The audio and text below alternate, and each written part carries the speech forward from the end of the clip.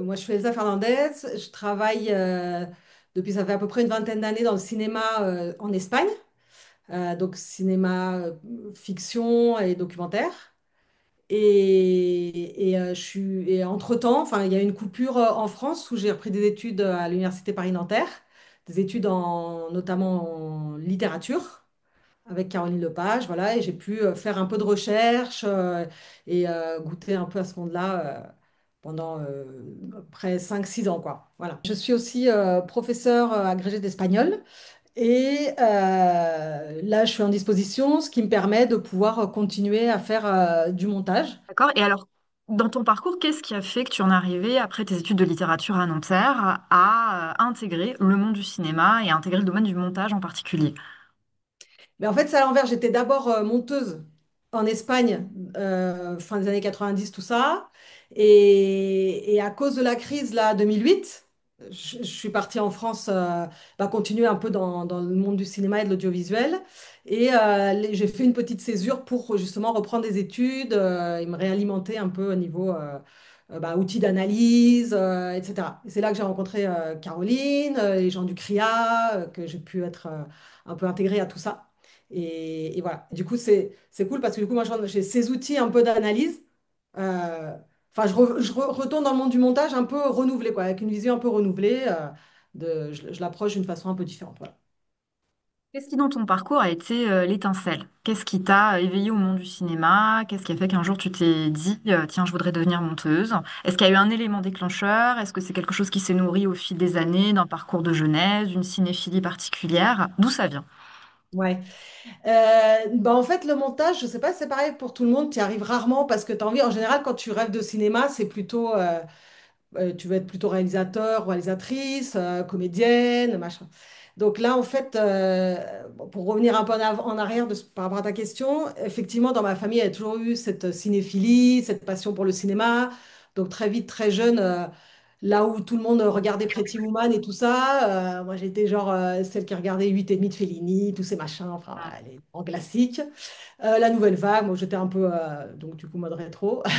Et, donc ça m'a beaucoup alimenté, on en parlait à la maison, voilà. Et donc je me suis dit, bah tiens, pourquoi pas suivre cette ligne, quoi. Ça a été un peu assez logique, on va dire. Et voilà, et puis par des connaissances en Espagne et tout ça, j'ai pu rentrer dans le cinéma par la voie du montage. Parce que comme je dis, c'est pas évident. Vraiment, au montage, tu arrives un peu presque, enfin, je sais pas si c'est pareil pour tout le monde, mais un peu par hasard, quoi. C'est pas, comme c'est un métier très mal connu, puisque c'est un métier de l'ombre, du coup, enfin, il est très mal connu. C'est pas la première chose à laquelle tu penses. Mais comme je suis arrivée dedans direct, c'est là que j'ai continué à évoluer et voilà. Est-ce que tu as appris sur le terrain, au contact des gens que tu as rencontrés, ou est-ce que tu as suivi une formation à partir du moment où tu as commencé à mettre le pied dans ce monde-là? Comment ça se passe concrètement? Ouais, moi j'ai appris sur le tas. En fait, j'ai commencé par faire une formation en Espagne. Il n'y avait pas encore l'école de cinéma. Donc ce qu'on faisait, c'est qu'on s'inscrivait à l'école de journalisme, communication audiovisuelle. Enfin, à l'école, non, à l'université, à la fac. Hein. Et, et c'est là où il y avait les matières les plus, qui se rapprochaient le plus du cinéma, de l'audiovisuel et tout ça. Et bon, j'ai fait 2 années là-bas et puis j'ai rencontré des gens qui m'ont fait intégrer directement le cinéma avec un des films qui maintenant est devenu, enfin j'ai appris ça, un classique, Torrente 1, Hein. Torrente, el brazo tonto de la ley. Si. Donc c'est mon Que me premier film. suena. Et sur le coup, c'est marrant parce que l'équipe de montage, le réalisateur même, hein, Santiago Segura, il ne donnait pas un duro pour le film, quoi. C'était, non mais ça va faire 3 spectateurs max, enfin, c'est pas tenable et tout ça. Et maintenant, regarde ça. Déjà, c'était premier au box-office dès la première semaine, je crois, et après, c'est devenu un classique pour plein de raisons différentes. Énorme comédie populaire Ouais, quand en elle est Espagne, sortie. Ouais. ouais, ouais, incroyable. Donc, bon, voilà, c'était le premier film que j'ai commencé. Donc, tu vois, voilà, c'est comme c'est devenu un gros film. Bah, après, j'ai pas pu reprendre la fac parce que du coup, j'ai grimpé d'un film à l'autre comme ça. Je suis passée comme on dit, stagiaire à auxiliaire avant parce que c'était en 35. On commençait en 35 mm. J'ai travaillé sur le 35 mm et après, on est passé au numérique. Et bon, bah, j'ai évolué comme ça. Voilà au fil, pour répondre à ta question, au fil du terrain, quoi. D'accord. Voilà. Et alors, bon, tu disais que tu avais cette cinéphilie, que tu as grandi dans un environnement où on t'a fait voir Fellini, on t'a fait voir la Nouvelle Vague. Est-ce qu'il y a eu un film, justement, un réalisateur, une réalisatrice, qui a suscité un coup de foudre, vraiment qui a éveillé cette passion du cinéma? Ou est-ce que c'est vraiment cet environnement quotidien, ce contact permanent avec le cinéma? Est-ce que tu Ouais. identifies vraiment une référence? Bah, c'est un peu le mélange. Alors, il y a effectivement cet élan un peu familial et tout qui m'a fait suivre bah, un peu logiquement cette ligne, on va dire. Mais c'est vrai que j'étais assez euh, passionnée et attirée par le cinéma italien en général. Donc toute cette, bah, comme je disais, Fellini, Ettore Scola, tout ça, j'étais fan de Mastroianni, donc je regardais tous ces films. Enfin, tu vois, c'est plutôt cette ligne, enfin Fellini qui m'attirait beaucoup, qui m'interpellait beaucoup, quoi. Tu vois, comme c'était pas des récits un peu Hmm. euh, comment linéaires, tu vois, ça m'intriguait, quoi. Ça, j'aimais bien être devant ces films qui sont pas forcément tous faciles à voir, on va dire, mais bon, ça m'intriguait. Donc j'avais envie de faire partie de ça, on va dire. Voilà. Que tu sens que justement, toutes ces références, ces cinémas finalement peu conventionnels, Fellini, la Nouvelle Vague, ça a aussi imprégné toi ton sens du montage dans ta pratique, dans ta sensibilité artistique, créative. Est-ce que c'est quelque chose que tu as en tête au quotidien? Est-ce que ça t'a imprégné de manière inconsciente? Alors, je vais répondre un peu au fil des pensées parce que j'ai jamais vraiment réfléchi. Et ça, Mais c'est des questions de ouais, prof. d'accord. Le fait que, j'imagine que, tu vois, le fait que j'étais attirée par ce genre de choses, c'est toujours être attirée par un peu la différence, la déconstruction, qu'est-ce qui peut être nouveau, qu'est-ce qui peut faire avancer le langage ou déconstruire le classique, tu vois, pas forcément, même si c'était des films classiques, enfin, qui sont déjà à mon époque, ils étaient un peu classiques, quoi. 8 et demi de Fellini, c'était déjà un classique, c'était pas. Donc, je pense que j'ai toujours été attirée par ce qui peut être transformateur, ce qui peut être déclencheur de nouveaux langages, tu vois. Et voilà, et je pense que le montage, c'est exactement là où tu peux mettre ça en œuvre aussi, parce que tu peux faire, même avec un tournage ou des rushs classiques, tu peux déconstruire Complètement. le Ouais. classique, tu vois. Oui, faire Tu de peux, l'expérimental. voilà, donc là, bon, évidemment, maintenant, avec toutes les références qu'on a, des nouveaux langages, Insta, TikTok, machin, le raccord, c'est bon. Mais quand j'ai commencé, le raccord, c'était important, par exemple, tu vois, cette idée de fluidité avec le raccord, tout, bon. Et, mais déjà avant, pouvoir essayer de le déconstruire, pouvoir essayer de casser les rythmes, tu vois, c'était... bah, je pense que c'est toujours ce qui m'a un peu interpellée. Donc le montage, j'ai vite trouvé ma place parce que tu vois justement toutes les possibilités de jouer avec ces rythmes, ces créations d'émotions, de sensations. Je sais pas, je me suis peut-être un peu égarée, mais euh, enfin Ça voilà. répond complètement à la question. Et D'accord. alors, est-ce que tu peux nous parler justement de ta filmographie en tant que monteuse, de certains films qui t'ont particulièrement marqué dans ton parcours, d'anecdotes? Euh, alors, comme ça fait longtemps, j'ai fait plein de films en tant qu'assistante montage, de montage. Moi, il y a un truc qui m'a marqué. J'ai vite fait un film, mon troisième film en tant qu'assistante, hein, pas monteuse. C'était un film un film de Bigas Luna, qui n'a pas eu énormément de répercussions. Bolaverunt, il s'appelait un truc sur Goya, enfin où le personnage était Goya. Mais surtout la monteuse, et c'est pour ça que j'ai été prise parce qu'on était en Espagne et la monteuse qui arrivait, elle était française et c'était Kenut Pelletier. Kenut Pelletier, je ne sais pas si tu vois qui c'est. C'était la monteuse de Louis Malle à l'époque, de plein de gens de la Nouvelle Vague. Elle a été connue à Belgance, enfin tu vois, truc, la Prestigieux. maestra, quoi. Tu vois, donc, et bon, voilà, j'ai beaucoup appris avec elle. On était en Moviola aussi, donc j'ai aussi appris bah, des attitudes à avoir.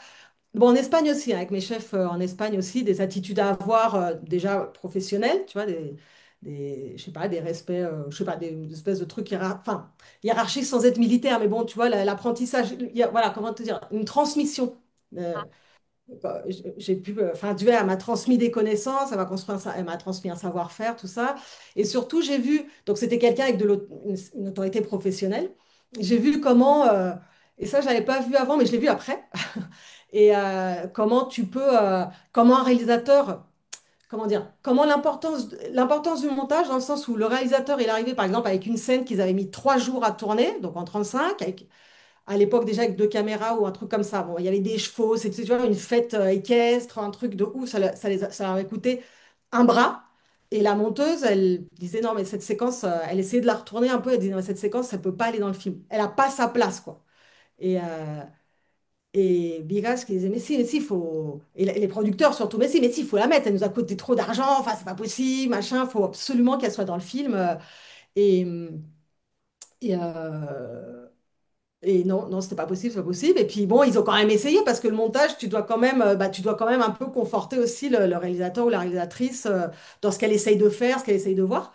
Mais il y a des choses qui ont pas leur place. Et donc, du coup, ils ont sucré cette séquence qui n'existe pas du tout dans le film et qui a coûté des millions de pesettes à l'époque. Et donc, comment te dire, ce serait quoi la conclusion un peu? Bah, il y a un vrai pouvoir au montage de. Tu vois, je sais pas comment dire.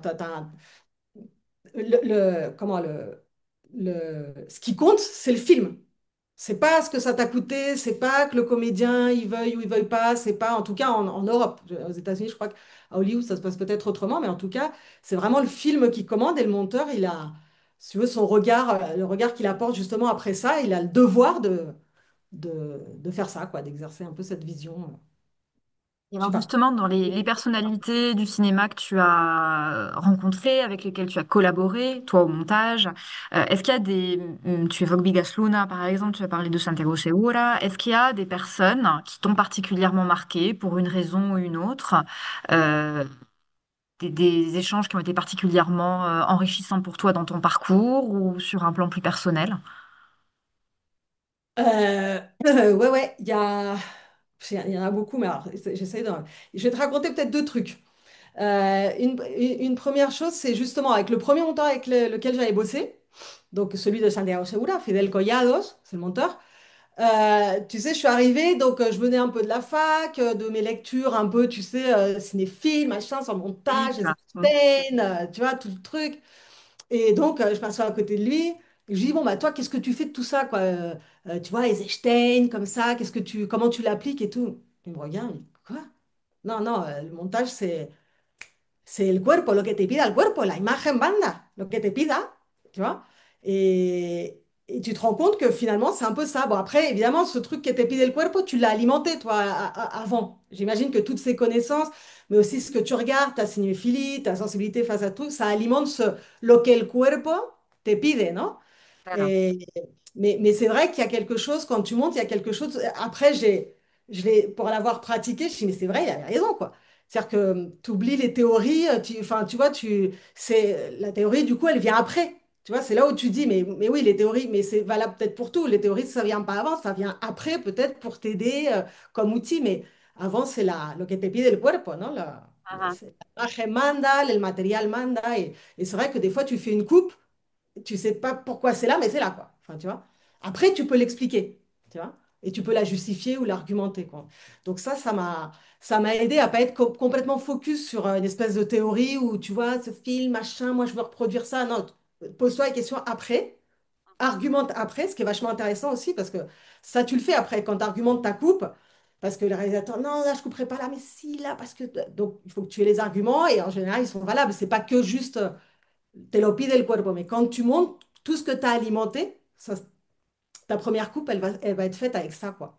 Enfin, je sais pas Ah, si c'est complètement, clair. si tu sais qu'il y a une navigation et la théorie, en fait, finalement, vient dans un deuxième temps, toi, dans ta pratique. Et c'est vrai qu'on peut avoir le travers d'être très académique ou très universitaire et de se dire que tout découle de la théorie. Et de ce que Ouais, je c'est comprends de ça. ce que tu me dis, c'est plutôt l'inverse, en fait. Ouais. Après, comme je dis, c'est évidemment tout alimente. Tout Mhm. alimente cette sensibilité que tu vas avoir. Mais bon, comme il y a beaucoup de sensibilité au pluriel, non? Dans un film, Mhm. celle de la directrice de photo, celle du vestiaire, de L'actorialité plurielle, ouais. comédien. Mhm. Donc, tout ça se mélange. Donc, plus t'es alimenté, peut-être mieux tu vas pouvoir intégrer tout ça. Mais voilà. Et puis après, les deuxièmes choses, c'est là, il n'y a pas longtemps, justement, bah là, comme j'avais arrêté là en France, je suis rentrée ici et j'ai des amies monteuses qui m'ont redonné la chance d'être là. Donc, euh, je suis repartie sur certains films en tant qu'assistante pour pouvoir remonter. Et donc, comme c'est des amis aussi, on s'installe ensemble et justement, on parle lo menudo del corte, tu vois, on parle vraiment de... Donc, elles me font monter des séquences qu'elles montent, par exemple dans la scène, un machin, elles me font prémonter, hein. Ça veut pas dire que... Elles me font pour m'exercer, je veux dire. Tu Mhm. vois, essaye de monter avec... tu vois, comme ça, on compare les trucs et on parle... et c'est dingue le montage, mais ça peut s'appliquer aussi à la menudez du geste. C'est-à-dire que je t'enlève 3 frames ici, tu vois, et toute l'émotion qui passe, elle change, quoi. La perception, ouais, de la La séquence. perception, voilà, tu vois, de la séquence, ça tient à, ouais, ça peut tenir à 3 images, parfois une, un clignement d'œil, ça change toute la perception que tu peux avoir, que peut avoir le spectateur de la séquence, de la situation, tu vois. Une Donc, variation de durée. ouais, donc reparler de tout ça, ça te prend des heures et c'est passionnant et ça marque forcément à chaque fois que tu réappréhendes un film, bah tu te souviens parce que c'est le travail, c'est la structure, mais après, c'est vraiment le truc fin de chaque plan que tu vas couper, tu vois, voilà, je sais pas si. Donc ça, Ouais, c'est assez marquant. C'est ce qui c'est marque très le métier, quoi. intéressant. Ouais, parce que c'est vraiment pratique en fait. Et alors, Mm. tu as parlé de ton expérience en tant qu'assistante, en tant que monteuse. Est-ce que tu peux nous parler justement des différentes facettes de ce métier? Concrètement, qu'est-ce qui existe dans le métier de monteur, de monteuse, largement? À quelle réalité ça correspond? Est-ce que tu peux nous en parler un peu?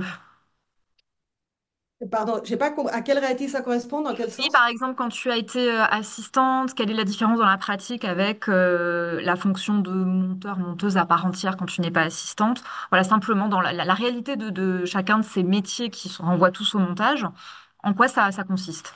Ouais. Bon, l'assistanat, c'est un peu plus technique quand même.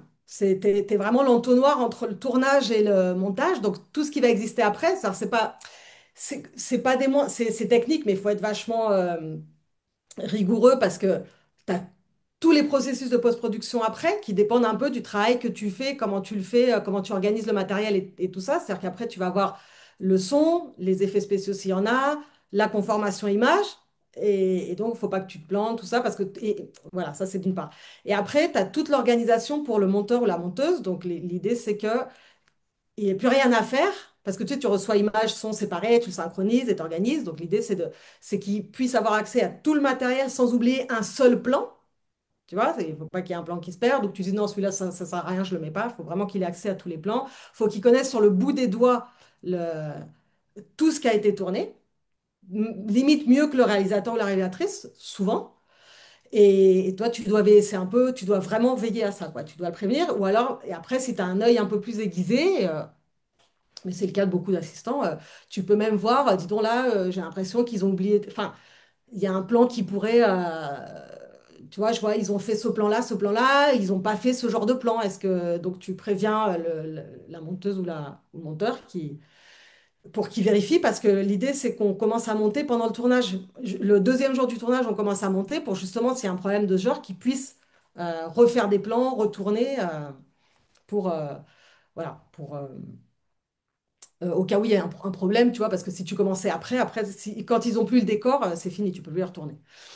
Donc, tu as ça, donc il faut que tu veilles à beaucoup de choses, faut que tu sois, et puis à la cohérence, enfin, tu vois, s'ils suivent bien le scénario, si, enfin, s'il n'y a pas un manque par rapport à ce qui est prévu, voilà.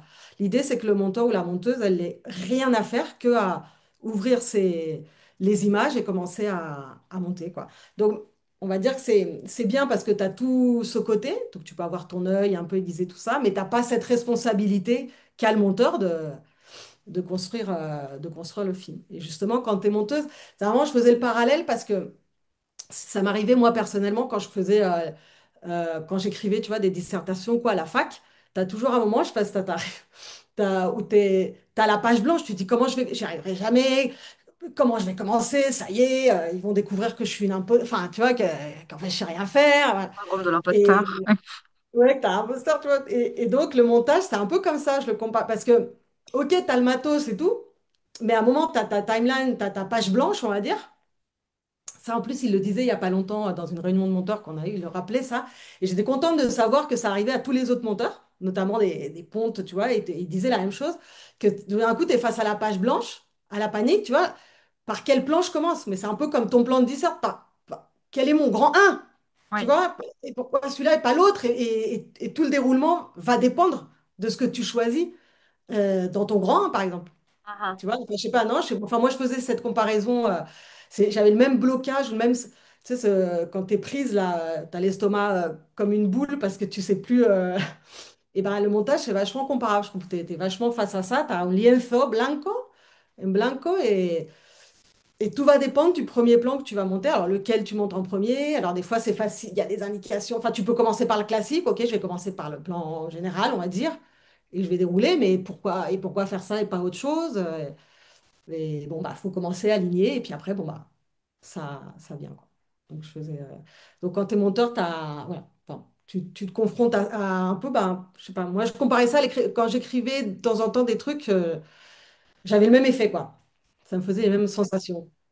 Oui, c'est ça, ça va avoir le début et puis articuler et trouver une manière fluide d'articuler, en tout cas sur du cinéma, on va dire narratif, euh, relativement commercial. En tout cas, voilà, j'imagine les films sur lesquels tu as travaillé.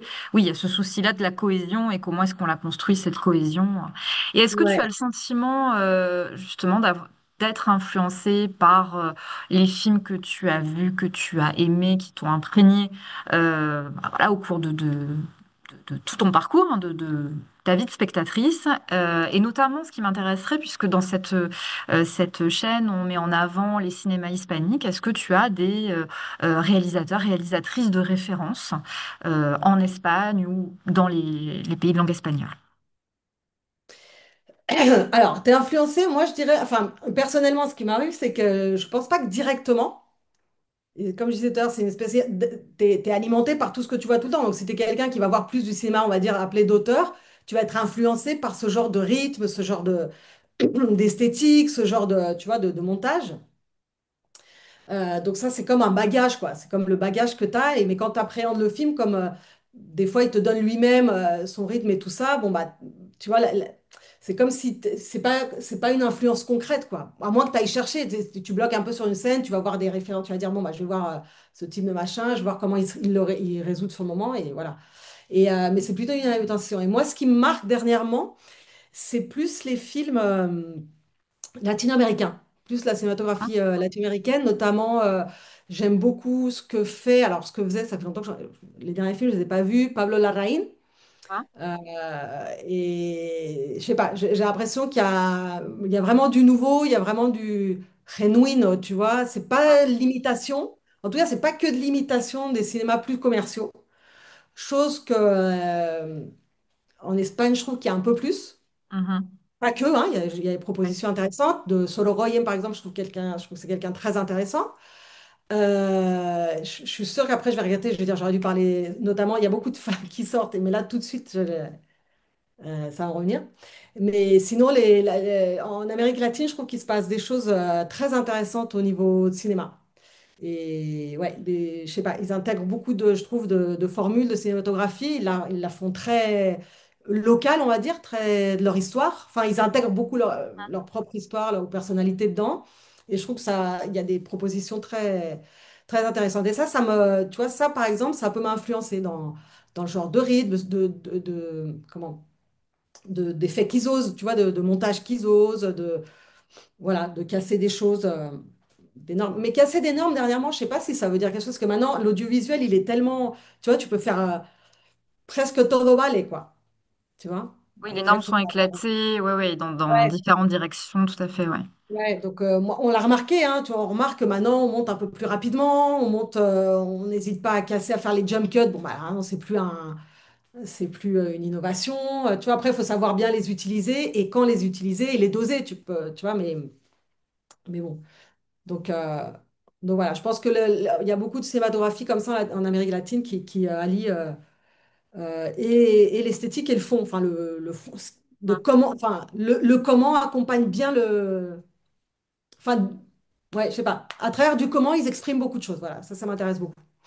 Le, Ça c'est Caroline qui me l'a bien, bien ancré. Le comment on fait, tu vois, le comment on fait et comment le texte dit beaucoup, peut-être plus que ce qui est affiché par le fond. Enfin, je sais pas si.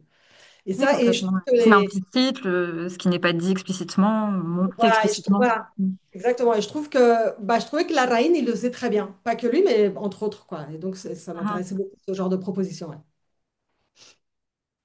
Ok, donc tu nous parlais de Pablo Larraín, hein, que tu mentionnais précédemment. Est-ce qu'il fait partie d'un panthéon de réalisateurs pour toi qui compte dans le monde hispanique? Est-ce qu'il y a d'autres réalisateurs qui sont importants pour toi, dont tu voudrais nous parler? Quelles sont tes références en Espagne ou dans d'autres pays de langue espagnole?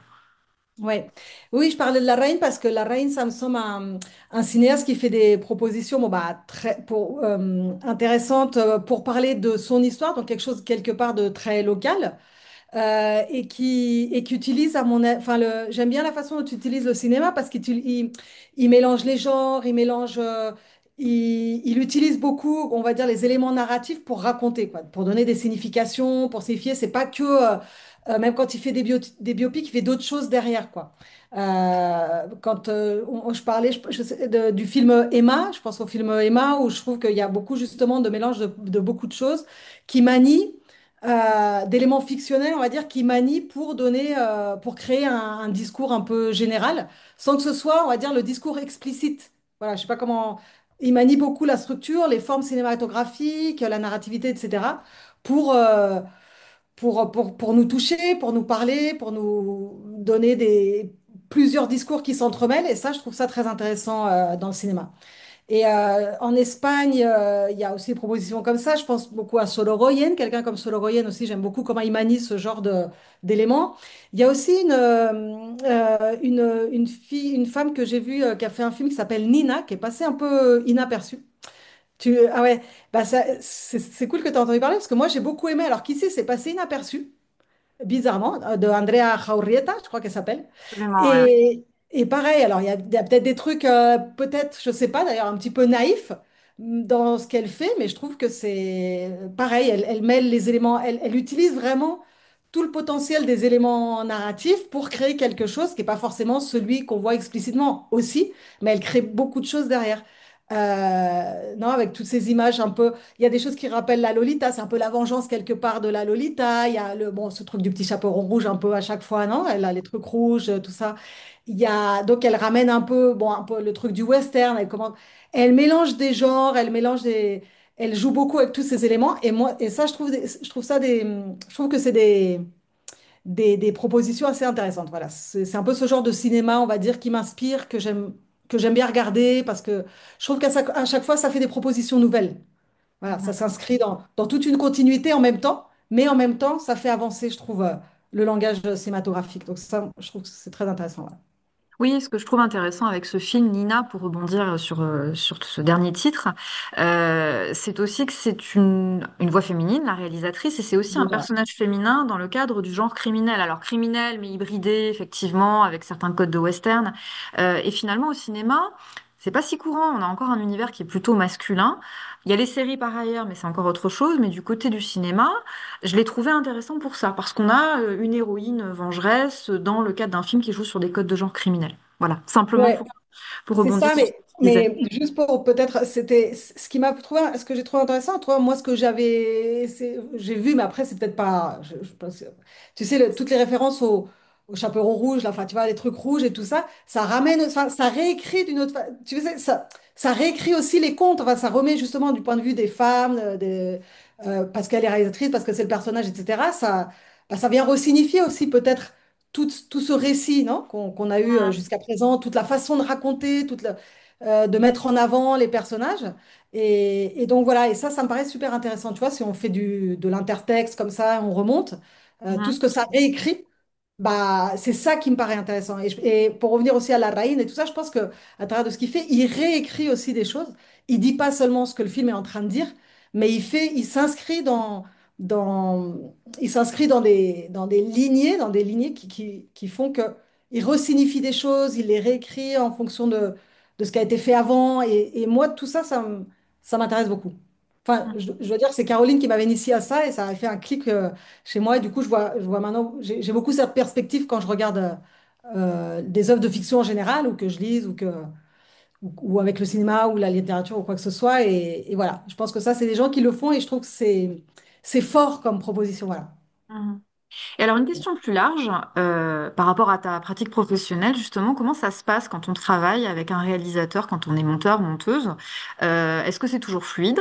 Est-ce qu'il y a des moments où on se retrouve confronté au fait que le réalisateur ou la réalisatrice te dit c'est mon film, c'est mon regard qui s'impose? Comment se passe ce dialogue avec le cinéaste? Ouais. Alors, en Europe, en tout cas, c'est toujours le réalisateur. Enfin, ça dépend maintenant. Depuis que il y a une industrie commerciale affirmée, parfois un peu moins, mais en général, c'est le réalisateur qui a le final cut. Donc, c'est lui qui a le dernier mot. Et après, en général, alors tu as plusieurs types de réalisateurs, c'est un peu ce qu'on se dit entre monteur, monteuse, ça nous fait rire plus ou moins. Enfin, on a plein d'anecdotes là-dessus. Tu en as un qui est la lapa, celui qui est, ou celle qui est toujours là, quoi, qui essaye un peu qui a l'impression de maîtriser tout ce qui se passe en étant sur toi, en essayant de te dire ça là, ça là, ça là. Mais en général, c'est plutôt un truc hybride, c'est plutôt, euh, ils marquent, on en parle et tout ça, toi tu fais, et puis après, ils viennent, ils repartent, ils sont pas toujours là, scotchés à côté de toi. Mais il faut dire que, en général, un film de fiction surtout, c'est que toi, le montage commence dès que le tournage commence. Enfin, dès qu'il y a du matériel dans l'ordinateur, le montage commence. Deuxième jour de tournage, le premier jour est déjà dans l'ordinateur, on va dire, et là, le montage commence. Donc, en fait, tu as toute une phase, en général, 7 semaines, 6 8 semaines, où la monteuse, elle commence à monter sans le réalisateur, parce que le réalisateur ou la réalisatrice, c'est sur le tournage. D'accord. Donc, toi, ce qui fait que, donc, toi, tu peux lui montrer des choses plus ou moins au cours du tournage, mais ce qui fait qu'à la fin, tu as déjà un pré-montage avec tout ce qu'il a tourné. Donc, c'est un truc assez long, parce qu'en France, ça s'appelle l'ours. On appelle ça l'ours en France. Donc, tu as un premier grand montage qui est à lui proposer. D'accord? Et alors, je sais pas ça si j'avais dit ou pas, mais il y avait Enfin, les gens pensent qu'en général, c'est assez fastoche parce que tu montes sur comme un storyboard. Et en fait, ça, en tout cas en Europe, c'est un mythe. Enfin, en tout cas, dans les deux pays où j'ai travaillé, la France et l'Espagne, c'est un mythe parce que le storyboard, il existe pour eux, pour l'équipe de direction et tout ça, de réalisation. Mais au montage, moi, j'ai jamais vu un storyboard. Ou alors, quand c'est des scènes à effet ou quoi, ou alors, bon, comme du papier brouillon. Enfin, je veux dire, c'est pas quelque chose que tu suis. Et puis même, quand bien même t'en as rien, c'est-à-dire qu'est-ce qui te fait monter un premier plan, ensuite le plan moyen et revenir à ce premier plan, alors que sur le story, c'est le plan large, ça va dépendre aussi du comédien, ça va dépendre de beaucoup de choses, qui fait que bon, bah, il y a des décisions qui sont à prendre qui ne sont pas du tout celles qui apparaissent sur un story. Enfin bon, pardon, pour revenir à la relation avec le réalisateur, euh, en général, en tout cas, de mon expérience, c'est ça, c'est plutôt une forme. Ça dépend vraiment des réalisateurs, mais en général, ils te laissent assez faire tes petites coupes, toi, et sans être constamment collé, quoi. Après, ça dépend de la phase, parce qu'évidemment, comme je te disais, tu as le premier montage. Donc là, ils vont être un peu plus là bah, pour refaire un peu ensemble la structure, pour reprendre, pour se poser des questions. C'est le moment aussi où il y a des conversations. C'est pas forcément, t'es pas toujours là en train de faire clic-clic, mais tu te donnes des arguments, des contre-arguments. Qu'est-ce qui fonctionne mieux? Pourquoi de ton point de vue? Tu vois, tu dois aussi savoir défendre peut-être des choses que tu as faites pour que ça puisse bah, cogiter et arriver à la meilleure solution possible. Voilà. Et en général, bah, tout se fait pour le film, pour l'émotion qui s'en dégage. Voilà. Il y a rarement des... Enfin, rarement, de ma petite expérience en fiction, en tout cas, il y a rarement des frictions. Du moment que tu argumentes sincèrement, sachant qu'à la fin, c'est quand même la vision de la réalisatrice ou réalisateur qui va s'imposer. C'est lui qui décide, D'accord. qui sera Et alors, responsable. voilà, on parle de ce rapport au cinéaste ou à la cinéaste. Alors, est-ce que par ailleurs, tu aimerais nous parler d'un compositeur, d'un acteur ou d'une actrice, ou d'un technicien de cinéma, plus largement d'un professionnel ou d'une professionnelle de cinéma qui te marque ou qui t'est marqué particulièrement?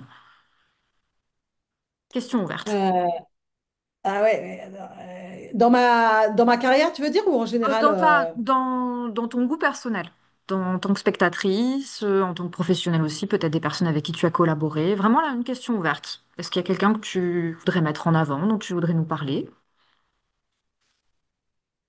hmm, On peut revenir ultérieurement à cette question, hein, si tu veux donner le temps te ouais, donner le temps de la réflexion. Hein, c'est vraiment, voilà, pour continuer à dialoguer sur en fait, des regards différents, des approches différentes, tu vois, du cinéma, l'image, le son, le montage. On parle ouais. beaucoup de Ouais, réalisation.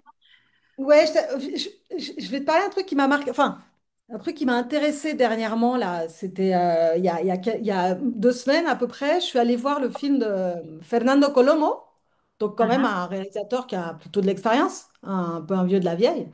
Et il avait comme directeur de la photographie Alcaine. Donc pareil, mhm, un vieux de la vieille, il a fait déjà tous les films à faire.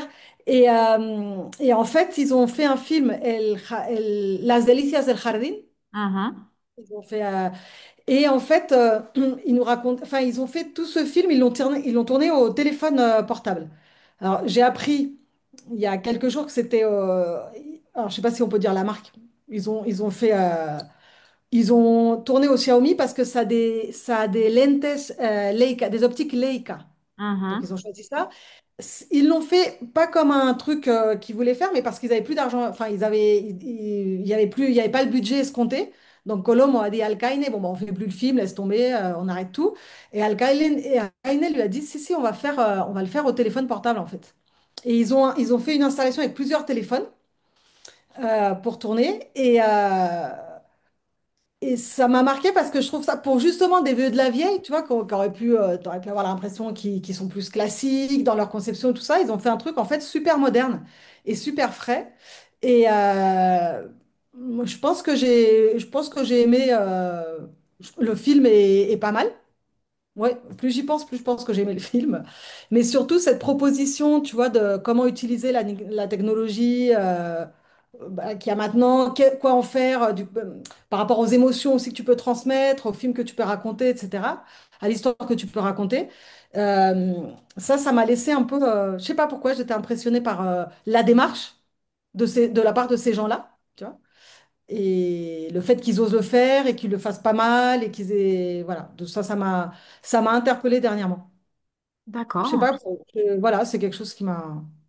Bonne Alors, recommandation. j'ai peut-être répondu à côté, j'ai fait un détour peut-être, mais Pas du tout. voilà, Non, c'est non, ce qui me ça, vient. ça répond à la question. Al-Qaïné, c'est effectivement un grand nom dans l'industrie cinématographique. Et en même temps, tu anticipes ma question sur une recommandation que tu pourrais nous faire. Donc, c'est Ouais. parfait. Et toi, en tant que spectatrice, alors au-delà de ta pratique professionnelle, dans ton quotidien, quelle est la place du cinéma ou de l'audiovisuel plus largement? Est-ce que tu fréquentes régulièrement les salles de cinéma, les festivals? Est-ce que tu es plutôt consommatrice ou spectatrice, consommatrice sur ton canapé? Voilà. Où est le cinéma dans ton quotidien? Ouais. Alors, et là, je le fais rarement sur le canapé parce que j'ai pas vraiment beaucoup de temps, etc. Mais en revanche, je vais pas mal au cinéma grâce au fait, et ça c'est pas mal, que je fais partie de l'Académie du cinéma espagnol et du coup, ils nous invitent pas mal. Enfin, il y a des projections un peu tout le temps qui se font. Rien que parce qu'il faut que tu vois un peu tous les films pour pouvoir voter au Goya, etc. Donc en fait, on a des invitations toutes les semaines à tous les films qui vont sortir ou certains qui sont déjà sortis. Et donc là, par contre, j'essaye de profiter au maximum dès que je peux. Je vais à la séance du film que je peux et comme ça, je découvre ce qu'il y a. Alors, il y a des mauvaises surprises, il y a des bonnes surprises, mais en tout cas, j'arrive à consommer du cinéma au moins 2, 3 fois par semaine. Alors, ça reste concentré un peu sur le cinéma espagnol, du coup. Mais bon, comme ça me permet d'avoir un aperçu au moins assez solide, on va dire, parce que je peux voir un peu tout ce qui s'y fait. Ça reste espagnol, enfin latino-américain parfois. Mais c'est vrai que du coup, j'ai un peu délaissé toutes les productions un peu plus étrangères, quoi. Tu vois, je vois moins de cinéma étranger. Donc voilà, pour l'instant, ces mois-ci, c'est plutôt ça ma consommation de cinéma. Mais bon, le cinéma, il est toujours présent de toute façon parce qu'on a toujours des références à voir. Tu vois, dès que tu commences à travailler avec quelqu'un ou que ce soit un monteur, une monteuse, un réalisateur, que ce soit même plein d'autres techniciens, ils sont toujours en train de te recommander, regarde ça, c'est un peu... Donc, tu es toujours en train de voir des références de toute façon ponctuellement pour le travail aussi, quoi.